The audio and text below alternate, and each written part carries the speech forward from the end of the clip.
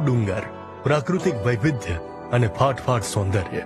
પોરબંદર અને દેવભૂમિ દ્વારકા વચ્ચે 48 ચોરસ કિલોમીટરમાં ડુંગરમાળા પથરાયેલી છે, જે કિલેશ્વર, નવલખા મંદિર, સોન કંસારી, આભાપરા, ખોદારો ડેમ અને જાંબુવન ગુફા સહિતની પ્રાકૃતિક અને ઐતિહાસિક ધરોહરોને સાચવીને બેઠી છે. કિલેશ્વર આ સ્થળ રમણીયતા, દિવ્યતા, શિવત્વની અનુભૂતિ કરાવે. શ્રી કૃષ્ણએ યુધિષ્ઠિરના હસ્તે અહીં શિવલિંગની પ્રતિષ્ઠા કરાવી હોવાનું કહેવાય છે. માનવામાં આવે છે કે ભગવાને અહીં 6 વર્ષ વાસ કર્યો હતો. ડુંગરોમાંથી વહેતી કીલગંગા નદી અહીંનું સૌંદર્ય વધારે છે.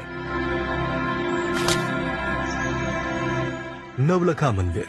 ભાણવડના ઘુમલી ગામે આ મંદિર આવેલું છે. જેઠવા વંશના રાજાઓએ 12મી સદીમાં મંદિર બંધાવ્યું હોવાનું કહેવાય છે. આ મંદિર ગુજરાતનું સૌથી પ્રાચીન સૂર્ય મંદિર છે. એ સમયે ₹9 લાખમાં બન્યું હોવાથી નવલખા નામે પ્રસિદ્ધ થયું. ભાગ્યે જોવા મળતો 2 માળનો મંડપ તેની વિશેષતા છે. સોન કંસારી. સોન કંસારી એટલે નાના મોટા મંદિરોનો એક સમૂહ, જે 7મી સદીથી માંડી 9મી સદીના એટલે કે મૈત્રકાલીન કે સૈંધવકાલીન ગણાય છે.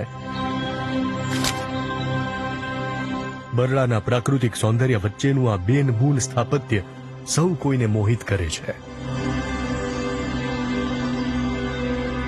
આભાપરા. બરડા ડુંગરની આ સૌથી ઊંચી ટેકરી છે, જેની ઊંચાઈ અંદાજે 2000 ફૂટ છે. ચોમાસામાં બરડો અહીં જાણે વાદળથી વાતું કરે છે. ખડખડ વહેતા ઝરણા અને શાંત લહેરાતા પવનો વચ્ચે પર્યટકો અલગ જ દુનિયામાં ખોવાઈ જાય છે. ખોદારો ડેમ. રાણાવાવ નજીકનો આ ડેમ બરડાનું હૃદય છે. જંગલ વિંધીને અહીં પહોંચી શકાય. અહીં ચોમેર પથરાયેલા સૌંદર્યને માણવાનો એક લાવો છે. જાંબુવન ગુફા. આ ગુફા રાણાવાવથી 2 કિલોમીટરના અંતરે આવેલી છે. 2-2.5 માળ જેટલી ઊંડી ગુફામાં ઉતરવા માટે પગથિયા, દોરડા અને લાઇટો રાખવામાં આવી છે. ગુફામાં ખડકાળ જમીનની એવી રચના છે કે જમીનમાંથી સ્વયંભૂ શિવલિંગો બનતા રહે છે.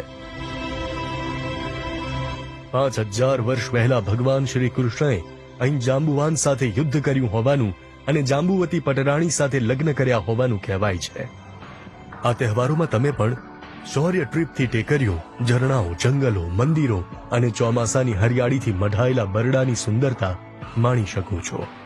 અહીં પ્રાઇવેટ વાહનથી જવું બેસ્ટ રહેશે. Bureau report, Divya Bhaskar.